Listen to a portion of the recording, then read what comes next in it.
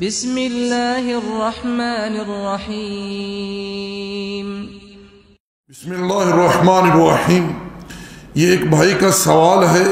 کہ اللہ تعالیٰ نے سورہ بنی اسرائیل آیت نمبر 79 میں ارشاد فرمایا عَسَىٰ أَن يَبْعَثَكَ رَبُّكَ مَقَامًا مَحْمُودًا۔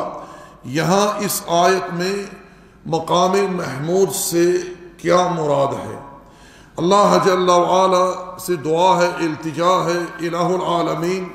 حق گوئی کی توفیق عطا فرما، اور جہاں تک ہماری آواز پہنچے اللہ جل وعلا ہم سب اہل اسلام کو حق پر ایمان و عمل کی توفیق عطا فرمائے۔ میرے بھائیو، امام قرطبی اور دیگر مفسرین نے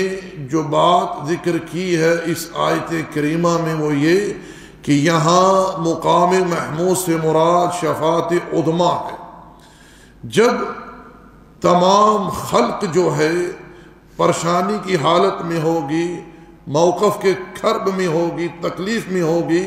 تو سب لوگ آدم علیہ السلام کے پاس جائیں گے اور جا کر گزارش کریں گے کہ آپ اللہ جل وعلا سے گفتگو کریں کہ رب ذوالجلال لوگوں کا حساب شروع کرے۔ جناب آدم معاذرت کر لیں گے، پھر نوح کے پاس آئیں گے، ابراہیم کے پاس آئیں گے، موسیٰ کے پاس آئیں گے، عیسیٰ کے پاس آئیں گے، تمام انبیاء علیہ السلام معاذرت کر لیں گے۔ بالآخر لوگ نبی علیہ السلام کے پاس آئیں گے کہ آپ امام الانبیاء ہیں، آپ سید ولد آدم ہیں، آپ کی اللہ تعالیٰ نے ہر شے معاف کر دی ہے، آپ اللہ جل وعلا سے گفتگو کریں کہ رب ذوالجلال تقدس و تعالی لوگوں کا حساب شروع کرے تاکہ لوگوں کو موقف کے کرب سے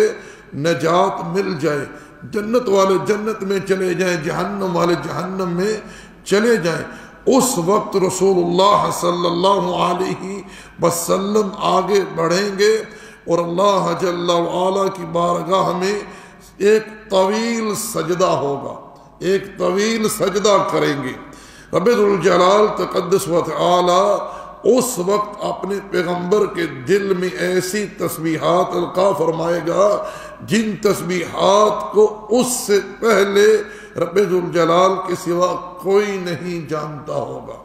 اللہ کے رسول علیہ السلام ان تسبیحات کے ذریعے رب ذوالجلال تقدس و تعالی کی حمد و ثنا، کبریائی، عظمت، جلالت بیان کریں گے، پھر حکم ہوگا ارفع راسک، سر اٹھائیے، واسأل تعطى واشفع تشفع، سوال کیجئے عطا کیا جائے گا، شفاعت کیجئے قبول کی جائے گی۔ اس وقت رسول اللہ صلی اللہ علیہ وسلم اللہ جل وعلا سے گفتگو کریں گے کہ الہ العالمین خلق کا حساب شروع کیا جائے تاکہ لوگوں کو موقف کے کرب سے نجات مل جائے۔ آپ لوگ جانتے ہیں کہ اس وقت رب ذوالجلال تقدس و تعالی بڑے جلال میں ہوگا، کسی کے پاس یہ ہمت نہیں ہوگی کہ وہ رب ذوالجلال تقدس و تعالی سے گفتگو کر سکے۔ اسی لیے تمام انبیاء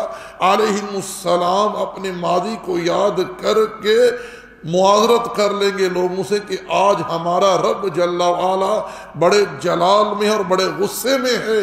ہمارے پاس یہ استطاعت نہیں کہ ہم رب سے کلام کر سکیں۔ چنانچہ رسول اللہ صلی اللہ علیہ وسلم اس وقت آگے بڑھیں گے، بارگاہ الہی میں سجدہ کریں گے۔ اللہ اکبر۔ آج لوگ کہتے ہیں اپنے پیروں کے بارے میں جس کو چاہیں جنت میں داخل کر دیں، جس کو چاہیں جنت میں ڈال دیں، فلاں نے ملک الموت کے ہاتھ سے روحوں کا تھیلا چھین لیا،